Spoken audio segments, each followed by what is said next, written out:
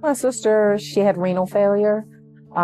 So she had been on dialysis for quite some time. We actually thought that she'd be just fine because she would go to dialysis regularly, but then her kidneys kept declining.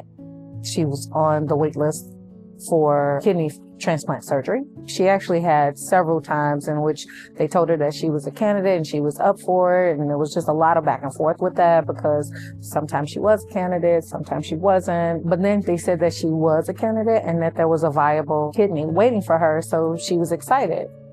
When she had gotten it, everything seemed okay. They told us that she'd have to work it out, but she just felt really fatigued. Until one day she had woken up and she was just very lethargic, vomiting, nausea, everything. When they took her back to the transplant hospital, it was around COVID, so they wouldn't let us go with her. The next thing we knew, they called us and told us that we can come for what they said, end of life visitation. It was just everything. It was just a shock to us. My older sister and I, we literally asked the doctor, what's going on? Like, what can we expect? And he was like, I don't know. And we don't think it's going to work. We actually feel like, that her blood isn't clotting. And we just don't think that this is going to work. So it was definitely something where you just feel like your hands are tied and there's nothing you can do.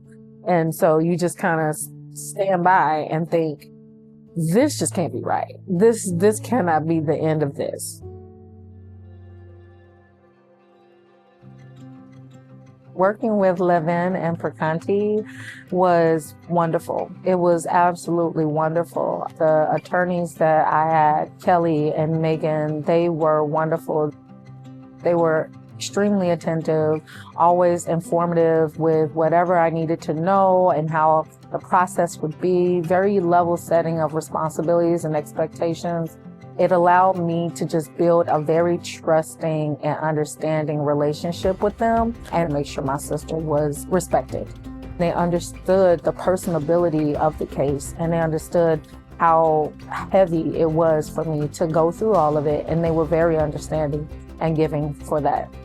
I can't express enough how much I was so grateful. I felt that it was really good having women who were very much knowledgeable, very sophisticated in all of the practices that they needed to do. I felt as if they really understood the part of this being my sister, a woman who lost her sister. So I think it just comes differently because of their position and their being women. I was very happy.